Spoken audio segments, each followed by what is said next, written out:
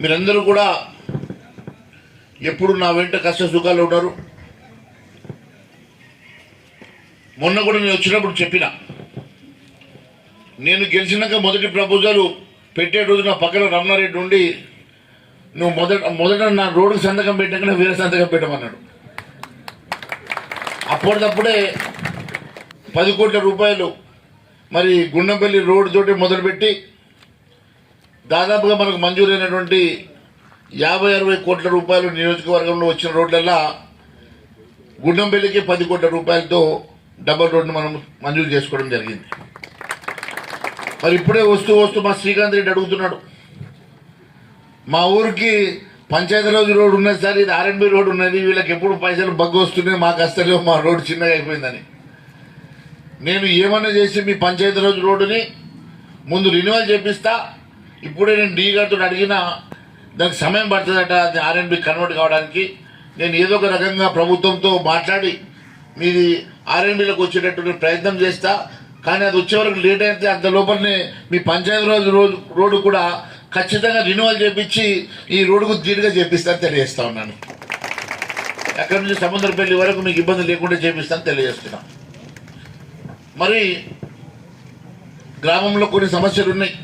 ఈ రాష్ట్ర వ్యాప్తంగా మీకు తెలుసు, ఈ రాష్ట్ర ఆర్థిక పరిస్థితి కూడా మీకు అర్థమవుతున్నది. చాలా మంది చదువుకున్న పిల్లలు ఉన్నారు, యువకులు ఉన్నారు, రైతన్నలు ఉన్నారు, రోజు యూట్యూబ్లు చూస్తున్నారు, వార్తలు చూస్తూ ఉన్నారు. రాష్ట్ర ఆర్థిక పరిస్థితి చాలా ఇబ్బందికరంగా ఉన్నది. ఈరోజు రుణమాఫీ చేయాలంటే కూడా దాదాపుగా 50,000 కోట్ల రూపాయలు ఈరోజు అప్పు తీసుకొస్తున్నారు. ఆ అప్పు కూడా సరిపోదని చెప్పి మనకు వచ్చేటువంటి ఎఫ్ఆర్బిఎం లిమిట్లో వచ్చేటువంటి 50,000 కోట్లు కాకుండా ఇంకా 30,000 కోట్లు అధికంగా కావాలని చెప్పి ప్రయత్నం చేస్తున్నారు, బ్యాంకులతో మాట్లాడుతున్నారు. రాష్ట్రంలో వారికి ఉన్నటువంటి బలమంతా కూడా, వారికి ఉన్న శక్తి అంతా కూడా రుణమాఫీ చేయడం కోసమే నిధులు సమకూరుస్తున్నారు. మరి అలాంటి 400 పైన చిలుకు హామీలు ఉన్నాయి. మరి ఏ రకంగా ముందుకు తీసుకెళ్తారో మరి చాలా మరి ఈ రాష్ట్రంలో ఒక బాధాకరమైనటువంటి పరిస్థితి కనబడతా ఉన్నది. ఏది ఏమైనా ఈ ప్రాంతంలో నేను మీ అందరికీ మాట ఇచ్చినట్టుగా కేంద్రం నుంచి రావాల్సిన నిధుల్లో పెద్ద వాటాన్ని పెద్ద ఎత్తున ఈ ప్రాంతానికి తీసుకొచ్చి ఈ ప్రాంత అభివృద్ధి కోసం ఖచ్చితంగా మీ అందరికీ మాట ఇచ్చిన దాని ప్రకారం నేను కష్టపడుతున్నా.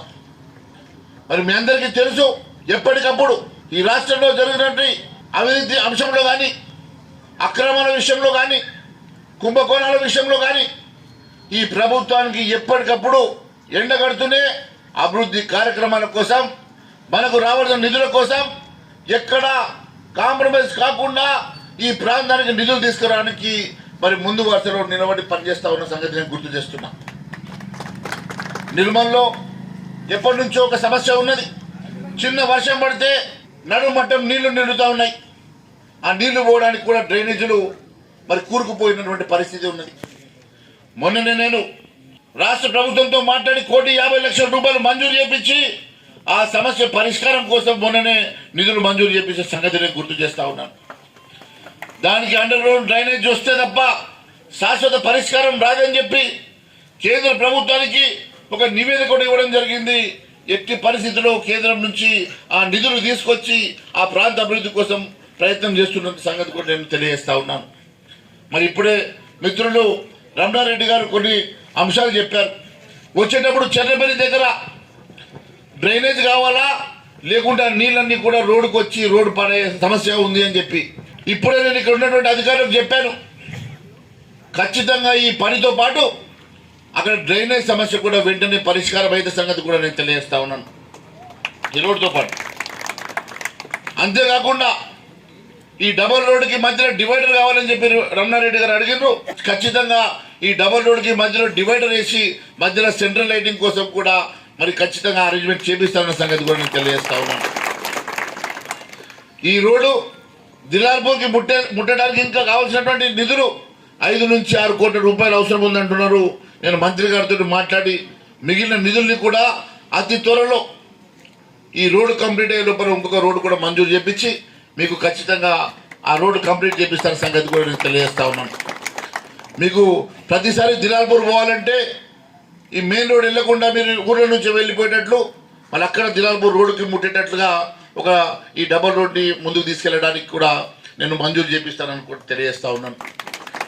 మరి ఎస్టీ కమ్యూనిటీ హాల్ కావాలన్నారు. వెంటనే ఎస్డిపిలో 5 లక్షల రూపాయలు ఎస్టీ కమ్యూనిటీ హాల్కి, 5 లక్షల రూపాయలు చెర్లపల్లి కమ్యూనిటీ హాల్ కోసము నేను ఇమ్మీడియట్గా మంజూరు చేపిస్తున్నా.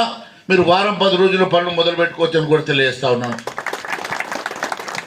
అంతేకాకుండా ఈ ప్రాంతంలో ఇంకా 4-5 సమస్యలు ఇంటర్నల్ రోడ్స్ విషయం కూడా చెప్పారు. మరి నేను ఆ నిధుల కోసం ఒకసారి నేను ప్రభుత్వంతో మాట్లాడిన తర్వాత నేను ఖచ్చితంగా మంజూరు చేపించే ప్రయత్నం చేస్తానని తెలియజేస్తా ఉన్నాను. ఇంకా మీరు ఇచ్చినటువంటి సమస్యల్లో సముద్రపల్లిలో ఫిల్టర్ వాటర్ కొరకు కొత్త మోటార్లు కావాలన్నారు. ఇప్పుడు నేను ఇది వారం రోజుల్లో ఇది పూర్తి చేపిస్తానని కూడా తెలియజేస్తా ఉన్నాను. దానికోసం ఆల్రెడీ నిధులు నేను మంజూరు చేపించిన. నేను ఇప్పుడే ఈతో మాట్లాడేసి ఇది డ్రింకింగ్ వాటర్ సమస్య పరిష్కారం చేపిస్తానని కూడా తెలియజేస్తా ఉన్నాను. మరి ఏ పరిస్థితుల్లో కూడా ఈ రాష్ట్రంలో ఈరోజు అభివృద్ధి కార్యక్రమాల కోసం నిధులు రావాలంటే కేంద్రం నుంచే పెద్ద ఎత్తున నిధులు రావాల్సినటువంటి అవసరం ఉన్నది. కాబట్టి ఈరోజు ముఖ్యమంత్రి గారు ఢిల్లీలో 5-6 రోజుల నుండి ఎంతో మంది కేంద్ర మంత్రులను కలిస్తే ఈ రాష్ట్రం మీద ఉన్నటువంటి ప్రత్యేక ప్రేమతోటి దాదాపు 30,000 కోట్ల రూపాయల రోడ్లను ఈ రాష్ట్రానికి మంజూరు ఇవ్వడానికి కేంద్ర ప్రభుత్వం ఒప్పుకున్నదని కోమన్ రెడ్డి గారు చెప్పారు. మరి మీరు చూస్తున్నారు, గత 10 ఏళ్లలో కూడా కేంద్ర ప్రభుత్వం దాదాపు 9,50,000 కోట్ల రూపాయలు ఇచ్చి దేశాన్ని ఈ రాష్ట్రాన్ని ఆదుకున్నది. ఇప్పుడు కూడా కేంద్రంలో మొన్న నేను ఢిల్లీలో 4 రోజులు ఉన్నప్పుడు చాలా మంది మంత్రులతో మాట్లాడుతున్న సందర్భంగా ఎట్టి పరిస్థితుల్లో తెలంగాణకు అన్యాయం జరగకుండా మీ తెలంగాణ ఆర్థిక పరిస్థితి మాకు తెలుసు, ఖచ్చితంగా ఏ అభివృద్ధి కార్యక్రమానికైనా మీకు కావాల్సిన నిధులు మేము ఖచ్చితంగా సమకూరుస్తామని చెప్పి కేంద్ర ప్రభుత్వం చెప్తా ఉన్నది. మరి మొన్న తెచ్చుకున్న 50 కోట్ల రూపాయల రోడ్లను కూడా 30 కోట్ల రూపాయలు సిఆర్ఎఫ్ కిందనే వచ్చింది.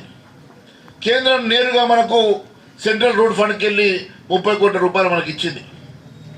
అంతేకాకుండా ఈ ప్రాంతంలో తాగునీటి అవసరం కోసం ఖచ్చితంగా ఈ ప్రాంతంలో మిషన్ భగీరథ వల్ల చాలా మంది నీళ్లు తాగుతలేరని ప్రత్యేకంగా నీటిని కొత్త పైప్ లైన్లతో వేసుకోవాలని చెప్పేసి ఒక కొత్త ప్రపోజల్ కూడా మనం పెట్టడం జరిగింది.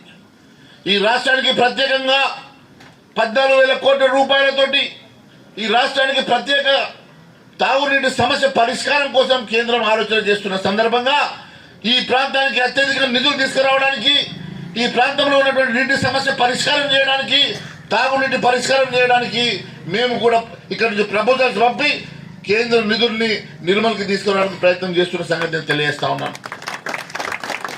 ఎన్నో సమస్యలు ఉన్నాయి. ఏ గ్రామం వెళ్ళినా సమస్యలు పెద్ద ఎత్తున ఉన్నాయి. నాకు అర్జీలు కూడా పెద్దగానే వస్తున్నాయి. కానీ రాష్ట్ర ఆర్థిక పరిస్థితి మరి చాలా ఘోరంగా ఉన్నది. రాష్ట్ర ఆర్థిక పరిస్థితి వల్ల మరి చాలా కార్యక్రమాలు ముందుకు సాగే పరిస్థితులు లేదు. ఒక కమ్యూనిటీ కావాలంటూ ఉన్నారు. మరి ఆ బీసీ కమ్యూనిటీ కూడా నేను మరి మీకు ప్రత్యేక నిధులు అరేంజ్ చేయించి నేను 5 లక్షల రూపాయలు మంజూరు ఇప్పిస్తాను తెలియజేస్తున్నా. మరి ఇప్పుడే మాజీ సర్పంచ్ గారు చెప్తా ఉన్నారు, వికలాంగులకు బయలుతో పాటు వికలాంగులకు కూడా ఫ్రీ బస్సు ఉంటే బాగుంటుందని. మాట్లాడతా, తప్పగా మాట్లాడతా నీకోసం.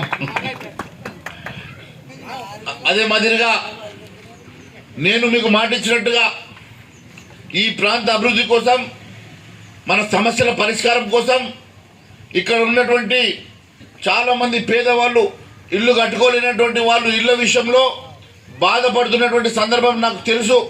కేంద్రం ఇచ్చేటువంటి పిఎం ఆవాస్ యోజన కింద ఎంతమంది ముందుకు వస్తే అంతమందికి ఇల్లు కట్టిస్తానని చెప్పి గతంలో నేను చెప్పాను. ఖచ్చితంగా మంజూరు చేపిస్తానని కూడా నేను సభాముఖంగా తెలియజేస్తా ఉన్నాను.